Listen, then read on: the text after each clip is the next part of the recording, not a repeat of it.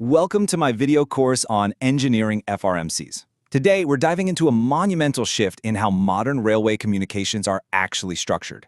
We're going to look specifically at operational role management and addressing schemes. Basically, we're exploring exactly how the future Railway Mobile Communication System, or FRMCs for short, is completely ditching those old rigid phone numbers and replacing them with highly dynamic operational roles using some pretty advanced frameworks. Okay, let's just do a quick run-through of our agenda. We've got four main parts today. First, FRSCS addressing schemes. Second, the 3GPP MCX framework. Third, operational role management. And finally, number 4, using functional aliases. All right, let's jump right into Section 1, FRMCS addressing schemes. So, to start, let's look at the host-to-host scheme. It's essentially a direct pipeline. Think of it like this. A single application entity is communicating directly across the onboard and trackside gateways. Application entity A, which is acting as our FRMC's host, talks straight through the onboard system, across the infrastructure, to the trackside gateway, and boom, right to application entity B. It's a really clean, direct address from one single host to another. And honestly, this forms the entire baseline of our point-to-point communication architecture. Now, on the flip side, we have the host-to-network scheme. In this setup, an application entity manages complementary network functionalities, but it does it through more of a cloud-like infrastructure. Notice how the trackside gateway actually branches out into a broader network, hitting application entities B, C, and D. These different entities, they represent crucial back-end functionalities for the European train control system. We're talking about things like DNS, network time protocol, public key infrastructure, or key management systems. So instead of targeting one specific host, the system communicates using a functional network ID, which is just perfect for accommodating all those complex back-end services. Moving right along, let's get into Section 2, the 3GPP MCX framework. The entire FRMCS service stratum relies heavily on the 3GPP MCX framework. Now, this was originally designed for public safety, but it's used here to seamlessly deliver mission-critical voice, data, and video. You'll see these broken down into MCPTT for push-to-talk voice communication, MCData for critical data transfers, and MCVideo.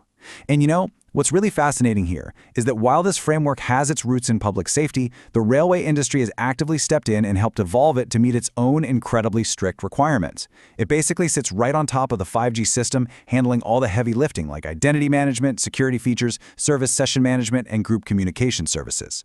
So the really crucial point here is multi-connectivity. This framework allows the onboard system to agnostically utilize multiple radio access technologies at the exact same time for its most demanding applications. Just think about a high-speed train for a second. It absolutely cannot rely on a single fragile connection, right? The onboard FRMCS can actually determine if it needs bandwidth aggregation, select the most suitable transport services, and even offload traffic if there are capacity limitations. Multiple applications, which might be running on multiple devices, all use the same unified onboard connectivity. It's a real game changer for increasing overall reliability.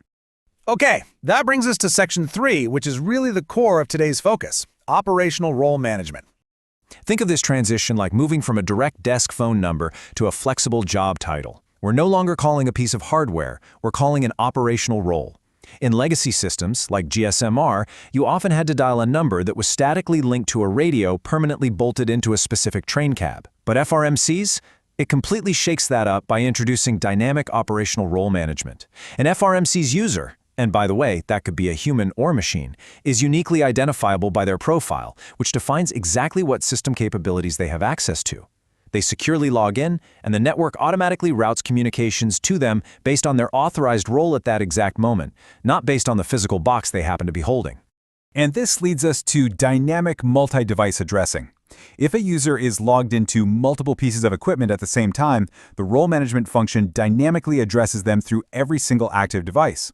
So let's say an area controller is actively logged into their primary dispatch console, a backup terminal, and maybe a portable handset. If an urgent group call comes in directed to their operational role, it's going to ring on all of them simultaneously. The system just ensures the actual human performing the function gets the message, completely stripping away those rigid hardware constraints we used to deal with. All right, let's move forward into Section 4, using functional aliases. By utilizing a functional alias, a train driver or an area controller can seamlessly log in and assume their operational identity, completely regardless of which physical train they happen to board that day. A functional identity is, literally, a description of the function being performed by the called or calling party. It can include characters, numbers, the whole shebang. So you aren't stuck trying to call a random modem ID anymore. You just call driver of train 1234, and the FRMCS network instantly resolves that functional alias to whichever user is currently holding that active token. It identifies an end user or a system by their function rather than by a specific piece of radio equipment or a rigid user subscription. To actually execute this, the system follows a really clear, logical path. First, before connecting, the user's application authenticates to an identity management server, just to register. Once they're in, step 2, they activate their specific aliases, like lead driver, for example, based entirely on their authorizations. And finally, step 3, during a session start request, that functional alias is presented to the receiver. This is absolutely crucial, because it ensures real-time situational awareness for everyone connected to the network. Ultimately, this architecture represents a massive leap forward for the industry. By completely separating the user's operational role from the physical radio equipment, FMRCS is building a highly flexible, incredibly resilient communication web. It's perfectly suited for the automated, high-speed rail networks we're building for the future. As we shift from rigid hardware constraints to dynamic role-based routing, what new levels of operational efficiency will railway networks achieve? Thanks, we can see in next video.